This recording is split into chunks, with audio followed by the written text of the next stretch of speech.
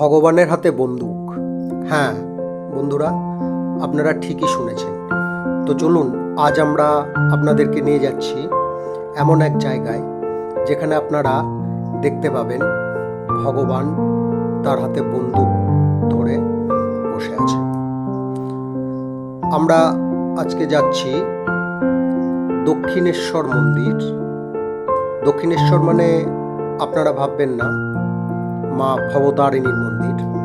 দক্ষিণেশ্বর মন্দির হচ্ছে ধপধপি নামক গ্রামে, যেটা শিয়ালদা থেকে আপনারা ধপধপির স্টেশনে নামতে পারবেন।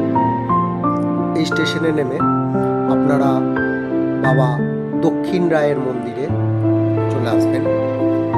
এখানে আপনারা দেখতে পাবেন বাবা দক্ষিণ রায়, যিনি হাতে বন্দুক ধরে পূজিত।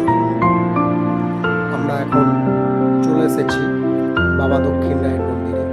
আপনারা দেখতে পেলেন, ওখান থেকে যদি পুজো দিতে ইচ্ছা হয় তো পুজোর সামগ্রী কিনে নিয়ে আসতে পারবেন। এখন আমরা চলে যাচ্ছি, এখানে ভক্তদের বসার জায়গা, ভক্তরা এখানে বিশ্রাম নিতে পারে। বাবা দক্ষিণ রায়ের মন্দির। এখানে বলা হয় বাবা দক্ষিণ রায়কে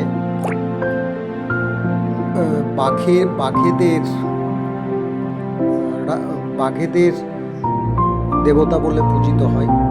এবং এখানকার পূর্বে যখন মানুষ শিকারে যেত তখন বলা হতো এই বাবা দক্ষিণ রায় সমস্ত জঙ্গলের লোকদেরকে রক্ষা করতেন।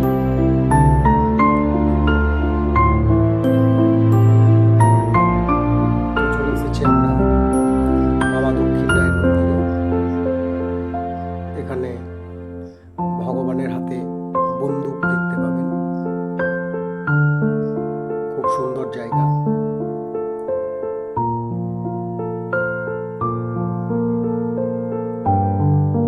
হচ্ছে বাবা দক্ষিণ রায়ের মন্দির। এবার আমরা বাবা দক্ষিণ রায়ের বিগ্রহ দেখব, যিনি হাতে বন্দুক ধরে বসে আছেন এবং এইভাবেই তিনি ভক্তদের কাছে হতে পূজা গ্রহণ করেন। এখানকার মানুষজন বাবা দক্ষিণ রায়কে প্রচণ্ড ভক্তি শ্রদ্ধা করেন এবং প্রচণ্ড মেনে চলেন। তাদের বিশ্বাস বাবা দক্ষিণ রায় তাদেরকে এখনো সমস্ত বিপদ থেকে রক্ষা করে চলেছেন।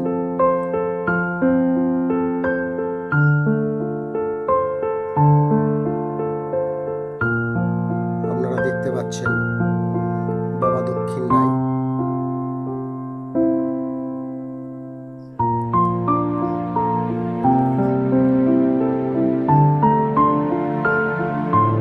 ভালো করে লক্ষ্য করুন, বাবা দক্ষিণ রায়ের হাতে একটা লোডেড বন্দুক।